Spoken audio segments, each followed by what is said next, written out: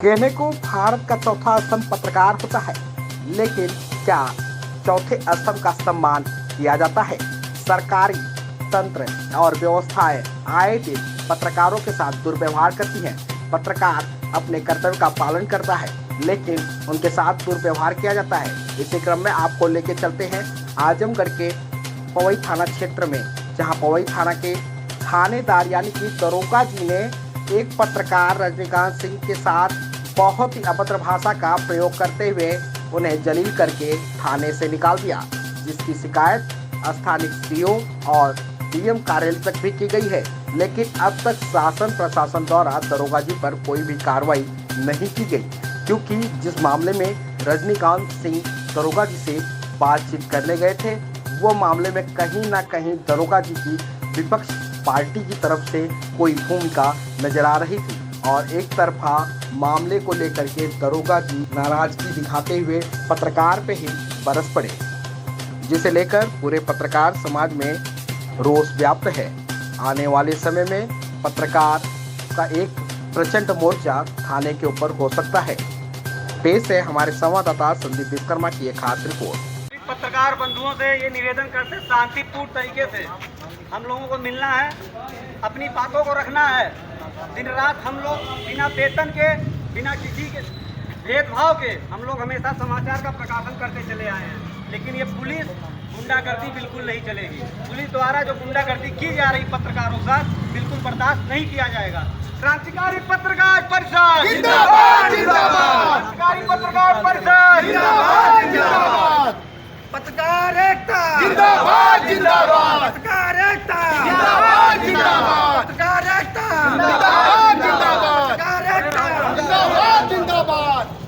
अनिल दुबे आजाद जिंदाबाद, जिंदाबाद। अनिल दुबे आजाद जिंदाबाद। तुम्हारी जुल्म नहीं सहेंगे, तुम्हारी जुल्म नहीं सहेंगे, तुम्हारी जुल्म नहीं सहेंगे। क्रांतिकारी पत्रकार परिषद पत्रकार एकता जिंदाबाद, पत्रकार एकता जिंदाबाद, पत्रकार एकता जिंदाबाद। तुम्हारी जुल्म नहीं सहेंगे, तुम्हारी जुल्म नहीं सहेंगे। क्रांतिकारी पत्रकार एकता, क्रांतिकारी पत्रकार एकता, क्रांतिकारी पत्रकार एकता। तुम्हारी जुल्म नहीं सहेंगे, तुम्हारी जुल्म नहीं सहेंगे। पत्रकार एकता जिंदाबाद, पत्रकार एकता जिंदाबाद, अनिल दुबे आजाद जिंदाबाद।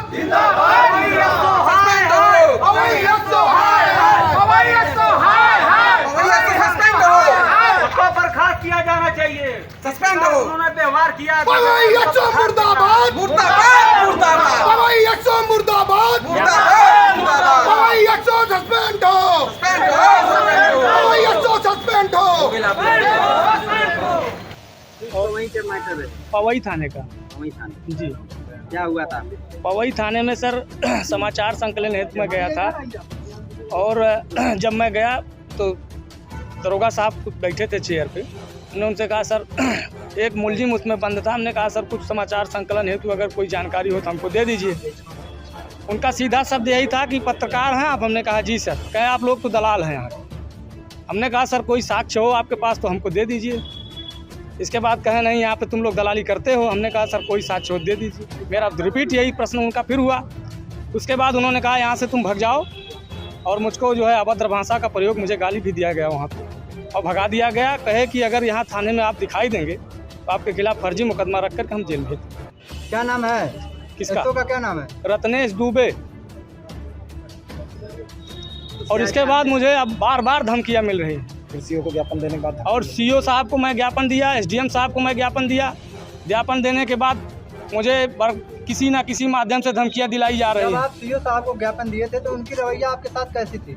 उनकी रवैया स्टाफ की तरफ थी, मेरी तरफ कोई नहीं थी। मिली जुली। वो मिली जुली थी, मतलब वो अपने स्टाफ की तरफ से पैरवी कर रहे थे। क्या चाहते हैं आप? हम यही चाहते हैं हमारे साथ न्याय हो और दरोगा के खिलाफ कार्रवाई हो। और एसओ को सस्पेंड किया जाए। हम तो एक पत्रकार पीड़ित है। जिंदाबाद, जिंदाबाद। पत्रकार तो पीड़ित है, आम जनता भी उनसे पीड़ित है। उनको बार बार यह बात बताया जा रहा है कि पत्रकार समाचार लेने अगर आपके थाने पे जाता है तो आप समाचार दें न दें आपकी मर्जी है, लेकिन आप पत्रकारों के साथ कम से कम व्यवहार ठीक ढंग से करें। इसके लिए हमारे पत्रकार साथियों ने विगत दिनों सीओ और एसडीएम फूलपुर को भी ज्ञापन सौंप दिया। वहाँ पे सीओ साहब भी कोई इंटरेस्ट पत्रकारों से एलर्जी वाली भाषा में वहाँ पत्रकारों से बात किए और पत्रकारों को एक दो लोगों को जैसे प्रार्थी हो एप्लीकेशन देने जाए वो 2 लोगों को बुला करके वहाँ पे ज्ञापन ले रहे हैं और ज्ञापन के समय वो दरोगा से फ़ोन पर बात करवा रहे हैं। दरोगा कह रहा है कि लोग दलाली करते हैं।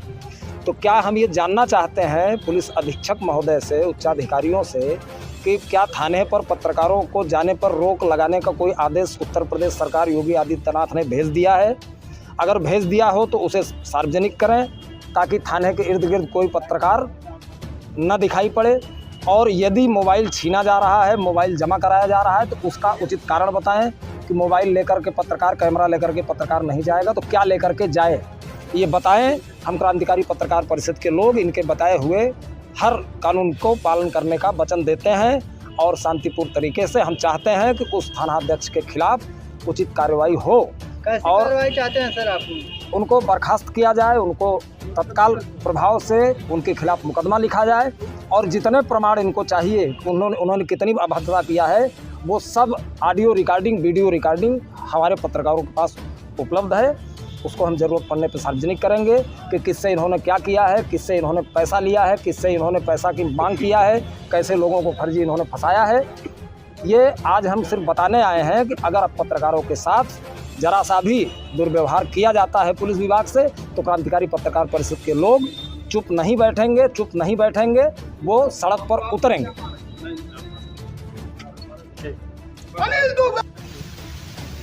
जिसको प्रभारी बना करके वो भेजे थे कप्तान साहब, उनसे बात हुई। उन्होंने कहा कि आपका ज्ञापन ले लिया गया है, सारी सूचना, सारी जानकारी कप्तान साहब को दे दी गई है और आप 2 दिन का हमको समय दीजिए। अगर सोमवार के पहले कार्रवाई आप लोगों के हिसाब से नहीं होती तो आप सोमवार को फिर वापस आकर के कप्तान साहब से मिल लीजिए। निवेदन उन्होंने किया कि अब आप लोग ज्ञापन दे चुके हैं, अब यहाँ से जा सकते हैं।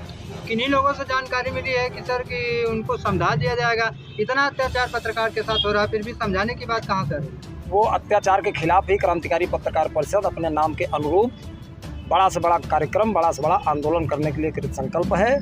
यदि सोमवार तक कोई राहत नहीं मिलती है तो हम योजना बना करके बड़े कार्यक्रम को ये लोग आमंत्रित करना चाहते हैं, हम उसके लिए तैयार हैं। जहां बार बार आदित्यनाथ योगी जी चिल्ला रहे हैं कि पत्रकारों को सम्मान मिलना चाहिए, वहीं पर रत्नेश दुबे एसओ के द्वारा पत्रकारों के साथ इतना भद्रता से बातें की जा रही है, इस पर आप क्या कहेंगे? देखिए, अधिकारी बेलगाम हो गए हैं। पुलिस विभाग पर इस सरकार की हमें जो लगता है कि कोई पकड़ नहीं रह गई है, ये मनमानी ढंग से कर रहे हैं। इनके लिए एक ही चारा है कि हम आक्रामक रूप से इनका बहिष्कार करेंगे, इनका विरोध करेंगे, इनके समाचारों को न छापने का संकल्प दोहराएंगे। हर साथी को चाहेंगे कि इनके किसी भी समाचार को स्थान न दिया जाए। यद्यपि यह अभी कहना छोटे मुँह बड़ी बात होगी, लेकिन फिर भी हम ये आह्वान करेंगे पत्रकार साथियों से कि जो अधिकारी इस तरह का अपने क्षेत्र में कर रहे हो पत्रकारों के साथ, उनका मुखर तरीके से विरोध होना चाहिए। सड़क पर उतरने की अब ज़रूरत है। हम लोग सड़क पर उतर चुके हैं। उत्तर प्रदेश में इस आंदोलन को ले जाएंगे, मुख्यमंत्री को ये बताएंगे कि आपके आदेश का पालन नहीं हो रहा है। पत्रकार आए भी पीड़ित होते हैं, जहाँ माननीय मुख्यमंत्री योगी आदित्यनाथ जी का कहना है पत्रकारों को सम्मान दिया जाए और पत्रकारों के साथ किसी भी प्रकार का कोई दुर्व्यवहार ना किया जाए। आज एक हमारे भाई पत्रकार के साथ जो राजन जी हैं, उनके साथ कोई थाना पे ऐसी घटना घटी है, इसमें आप क्या कहना चाहते हैं? बहुत निंदनीय घटना है। हमारे पत्रकार महोदय के साथ जो घटना हुई है वो बहुत निंदनीय है।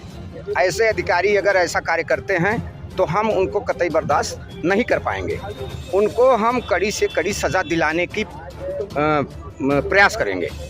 कड़ी से कड़ी सज़ा उनको दिलाने का हम प्रयास करेंगे, जो भी अधिकारी हो। ऐसा अगर पवई थाना हमारे साथ कर रहा है, हमारे पत्रकार महोदय के साथ कर रहा है, तो हम उनके साथ कड़ी से कड़ी क्या कहते हैं कार्रवाई करने की मांग करेंगे और मांग किए हैं। अभी हम लोगों ने एसपी साहब से मिलने आए थे, यहाँ एसपी साहब नहीं हैं, वो एक अपने ट्रैफिक एसपी को भेजे थे जिसको हम लोगों ने ज्ञापन दिया है।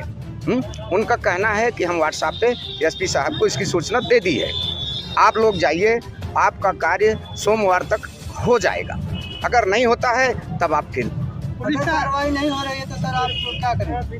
धरना करेंगे, प्रदर्शन करेंगे, पूरे प्रदेश में इस आंदोलन को ले जाएंगे। पत्रकारों के आन बान शान के लिए हम कोई भी कुर्बानी देने के लिए तैयार हैं। जैसे पुलिस के द्वारा जो है धमकी दी जाती है, एक पत्रकार कोई सही ईमानदारी निष्ठा से काम करता है, उसे कहा जाता है कि हम तुम्हें मुकदमा लिख देंगे, तुम्हारे ऊपर जेल भेज देंगे, इस प्रकार का किया जाता है।